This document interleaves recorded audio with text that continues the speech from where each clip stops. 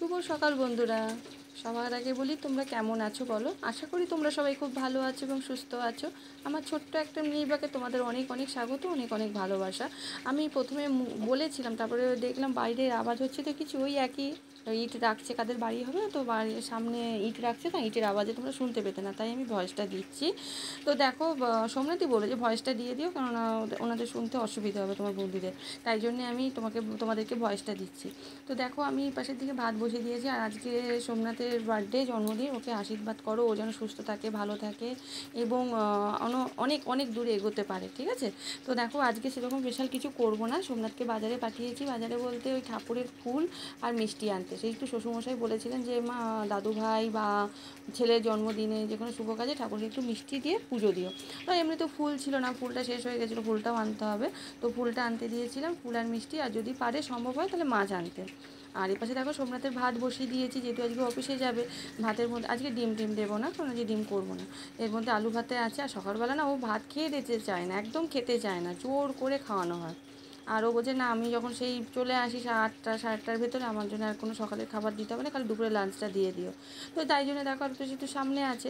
আর আমাকে একটু ইগনোর করো প্লিজ, আমি সকালবেলা অত ওই মাথা ব্যথা আঁচড়াতে পারি না। যা ঘুম থেকে উঠেছি, একটু হাঁটা চলা করেছি, বাসি কাজ টাজ করে জামা কাপড় চেঞ্জ করে আমি সঙ্গে সঙ্গে রান্না করে চলে এসেছি, ঠিক আছে। আমি সাজুগুজু করার মতো সময় পাই না, আর সাজুগুজু ভালো লাগে না।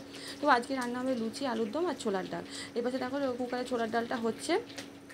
আর এপাশে দেখো, আটা ময়দা একসঙ্গে মিক্সড করেছি, আজকে সাদা তেল দেবো না, আজকে ঘি দিয়ে মেখে দেবো। আর এপাশে ছোলার ডালটা সেদ্ধ হচ্ছে। আর এই পাশে তোমার ওই দেখো, কষা কষা আলুর দম করেছি।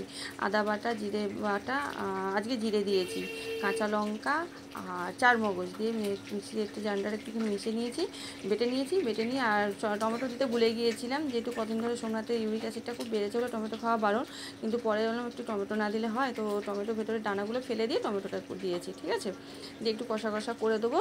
আর ছোলার ডালটা হয়ে গেলে, ছোলার ডাল নর্মাল 5 ফোড়ন আর শুকনো লঙ্কা ফোড়ন দিয়ে ছোলার ডাল করবো। আর দেখো, আজকে কালকে রাত্রে প্রচণ্ড পরিমাণে বৃষ্টি হয়েছে এবং ঝড়ও হয়েছিল হালকা। তো আমাদের কাছে আমগুলো সব ছিল, কিন্তু দেখো কত সকালে উঠবো, আমি ভোর 5টায় উঠে, 5টায় না 4:45টায় উঠেছি, একটা আম পাই না।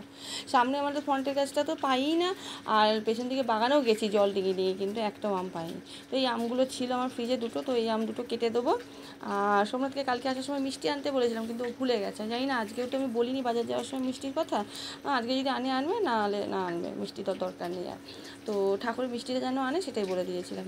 আর এবার রান্নাবান্নাগুলো করতে করতে দেখি, আর আমার এত তোমাদেরকে ভয়েস দিয়ে দিতে আমার এত খারাপ লাগছে, যে এখন বুকে যাচ্ছি, আর মানে তোমরা শুনতে পাচ্ছ না, কিন্তু কী করবো বলো, যে রাস্তার ধারে বাড়ি, বলাও যায় না, ওদের গাড়ি এসছে, ইট নামাচ্ছে, ধূপধাপ আওয়াজ হচ্ছে, একদম কিছু শুনতে পেতে না।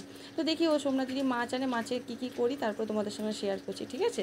আর কালকে আমি একদম দিতে পারি না, আমার ভালো লাগছে না, কি জানি না কেন, কি জানি, আমার ফেসবুকে কোনো রকম কোনো ডেভেলপ হচ্ছে না। যাই হোক, ভিডিওটা ভালো লাগলে একটা লাইক